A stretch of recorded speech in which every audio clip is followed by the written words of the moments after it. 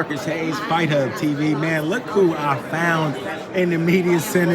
The baby bull, Juan Diaz. What's up, bro? How you been? Hey, what's going on, man? Appreciate the support, all the love and support, man. I know you're a big boxing fan of mine, and I appreciate all the fans that show me a lot of love and support throughout my boxing years. Bro, we are here ahead of Canelo Munguia. It's fight day. That's right. What you think about the fight, bro? Talk to us about it. Break it down. Man, it's going to be a hell of a fight, man. You have the young lion in Muguia. You have the old lion in Canelo. I think Canelo is not done yet, but there's a few factors that you have to take into consideration. You know, Canelo doesn't throw a lot of punches. He sits back, counter punches, one or two punches at a time. Muguia comes forward. He has that pressure style. He can punch as well. So Canelo has to be real careful. If Canelo can control the action and don't get into a slugfest with Muguia and dictate his pace. If Canelo can dictate his pace, throw the punches whenever he wants to, I believe he takes the victory. But if he plays into Muguia's game plan, which, I mean, I can tell you right now, I know that Muguia's going to come to fight. He's going to put the pressure. You saw at the weigh-in, he's a bigger fighter. He's a taller fighter. So I think Muguia's going to pressure Canelo, use the jab, get in there, and just try to make it a war. But if Muguia's able to do that, I believe Muguia wins the fight.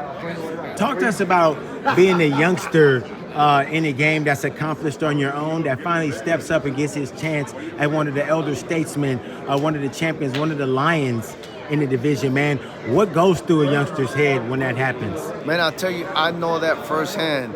I was in the same situation back in 2009 against Juan Marquez. I was 25, he was 35. You know, I wasn't able to take advantage of the situation, but, you know, maybe Muguia will. What goes through your head is, you know, you just a lot of adrenaline, you're excited, you're pumped up, you just can't wait to step in the ring and show all the fans, all the people around the world that you do have what it takes to be in there with the best. You know, so Muguia today, I can guarantee you, he got maybe 2-3 hours of sleep last night, and it's not because he's scared or nervous. It's excitement. You know, when you're in a fight of this magnitude, there's nothing else but to be excited. You know, all of the excitement in the world just to get out there and show what you can do.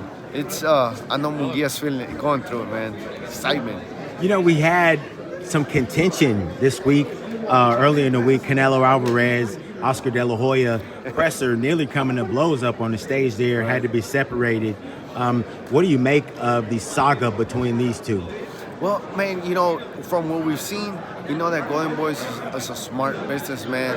I think what he's doing is he's getting into Canelo's head, trying to give Oscar De La Hoya's trying to give an advantage to his fighter, which is Muguia, right? And believe it or not, as a fighter, you know, I don't care what any fighter tells you. I know Canelo is feeling some type of way when he sees Oscar De La Hoya, and that anger, that rage that you see in Canelo when he talks about De La Hoya, it's not good for him, man. It's not good for Canelo because it's distracting him from what he really is coming here to do, which is to beat Muguia.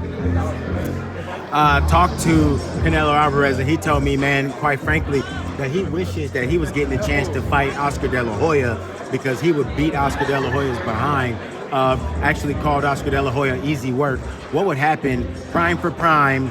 We'll go back 2003, Oscar had the 54 title, 16, Canelo Alvarez had the 54 title. If they were to meet there in the dream matchup, who do you think will win that fight? Man, I believe Oscar. Oscar would be the taller fighter. Oscar knew how to use his jab. He had the speed. He had that power. He knew how to control the ring and fight his fight. I think Oscar would definitely take the fight. Speaking about the Golden Boy, naturally Golden Boy Promotions' own Ryan Garcia back in the news this week after defeating Devin Haney so soundly. Turns out Ryan pops hot for PEDs and is now facing the turmoil that goes with it. We just got word yesterday that the B sample now has come back and is positive as well. What's your reaction to that news? Well, man, I guess I'm gonna take a little bit of what Haney said.